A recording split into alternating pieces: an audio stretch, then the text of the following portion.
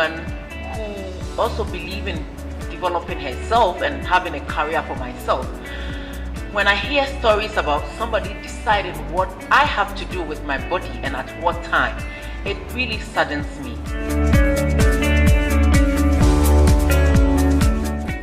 I agree with the first speaker who said we have the laws. We even have the incorporation of international laws, which, as you can find in Article 33(5) and 40 of the Constitution. We have roped in almost everything, rights, duties, and declarations, which relate to fundamental rights and freedoms.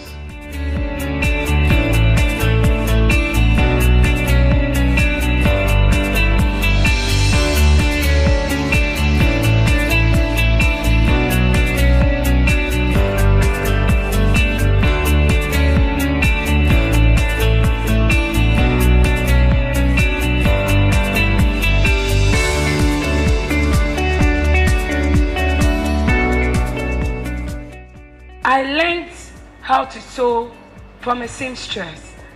I complete whatever treatment that is given to me by the seamstress. That is the same thing I'm going to treat others that come. And that has been the tradition. When I started, we have this, you come, you buy the forms and you enroll. It's apprenticeship. So you are being assigned to different tasks, house chores, you wash, you clean, you get pregnant, you are sacked. Pregnancy should not debar women from having positions in the workplaces, but sometimes it is used against women. It is a form of discrimination because you don't know when you can get pregnant. Who knows? Maybe you've been looking for pregnancy for a long time, but immediately you get the job, then you get pregnant. And because of the conditions in the workplace, people have to abort this. Please, let's report these issues to the trade unions and we will deal with it accordingly.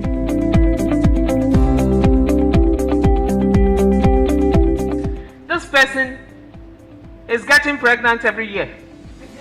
Or this person has been pregnant and for 6 months, the person has been hospitalized. Can I terminate on those grounds? What is the law saying, yes or no?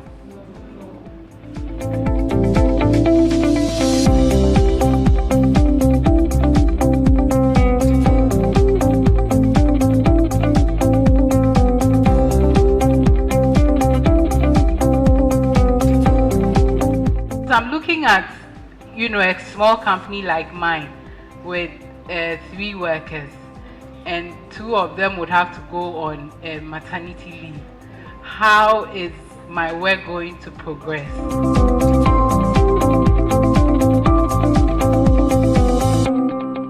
The issue about temporary work. You remember I said that if you are not qualified to be an employer, I'm sorry, don't be an employer. The fact is that the law provides for temporary work. Get temporary people to come and work not beyond 6 months. When they come back, then they go. If you are looking at profiteering on everything that we do and looking at the margin, of course, all of us are going to be out of work because everyone in this room wants to have a baby, whether a man or a woman. We all want to have children, So I think that sometimes we have to overlook some of these issues and then begin to think, I'm also human. What if I'm in this situation? What's going to happen to me? So you need to stand up for what you believe in, because I said to myself, I know myself and what I can do with myself. I don't need favors. Now, on sexual harassment, the law, I want to draw your attention about, the law has made provisions for unfair terminations. And one of the grounds that you yourself, termination normally is coming from the employer to you, isn't it? But one of the grounds that you yourself can terminate the appointment, and it can be said to be unfair termination, is where you have repeated complaints of sexual harassment, which is not being dealt with. You can resign and bring a complaint to the Labour Commission against the employer.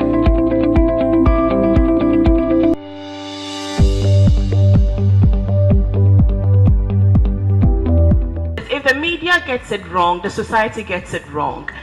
If we don't turn the spotlight onto ourselves, our coverage of sexual harassment issues and labor laws will remain at most non-committal, because we ourselves are victims.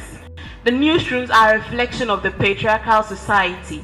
So the whole male dominance culture, the culture that evolved out of male ethos, because males dominated newsrooms before females entered newsrooms. So the macho conversation in the newsrooms is mostly very sexist. And if you're a woman and you're in the newsroom, it borders on serious sex hostility. But what I'm more interested in is a systemic issue where we have been able to get sex discrimination as a species or ground of discrimination pronounced upon by the court, which is good enough for all of us to take advantage of.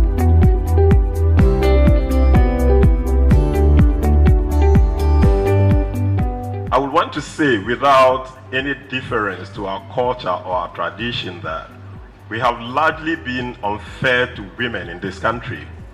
If you even look at our proverbs as Africans, the construction of gender within African proverbs itself is problematic. There is this Akan proverb which says, if a woman buys a gun, it's kept in the room of a man. And there, I think, a Zimbabwean proverb which says, a woman is a child. And that kind of conception of gender seems to spiral into our socio-cultural economic life as African countries. Studies have shown that women do 10% more work in the office, but do women themselves even know this? Women are trapped in the cultural web in which they are raised. So, mentally you feel restricted. So women themselves need to work to break out of that negative circle in which they've been caught within the web by the cultural settings, the stereotyping.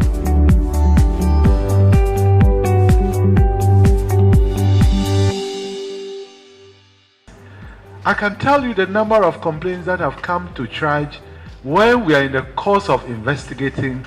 The same women who brought them come back and say, there is an issue, I want to withdraw. So for me, standing up for your rights, standing up for your dignity as a woman, no matter the circumstances, you shouldn't give your body to somebody because that person is in authority over you. Let's stand up for our rights as women, because a lot of things happen in the world of work. And then let's support. When somebody reports the issue about sexual harassment, let's not look down on the person.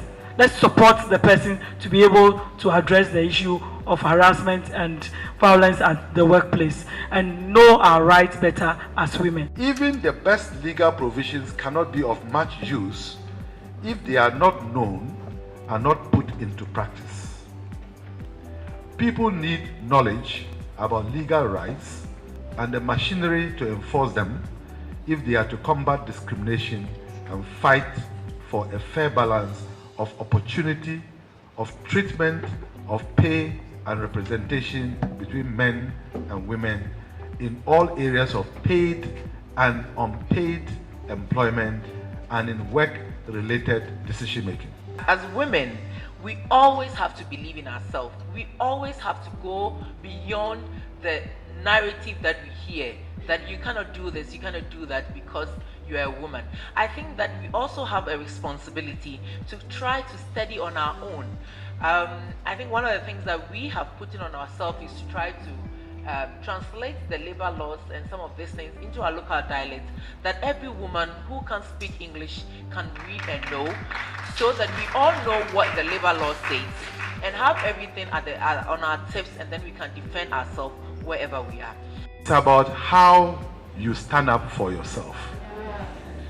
This year's theme, the human rights theme, is standing up for human rights. If you don't stand up for yourself, the institutions are there, the laws are there, but it is at the personal level that these things happen. So if you stand up, it will be helpful to then encourage people to fight for you. And work with men to try and fight the stereotypes and break the system to make the laws function. You've heard everything everyone has said. The laws are there, the policies are there. Fight them. Don't be scared. Don't shy away. Don't feel embarrassed. They will call you names. They will call you Yas and Tua in the negative sense. But if we don't fight, we can't win.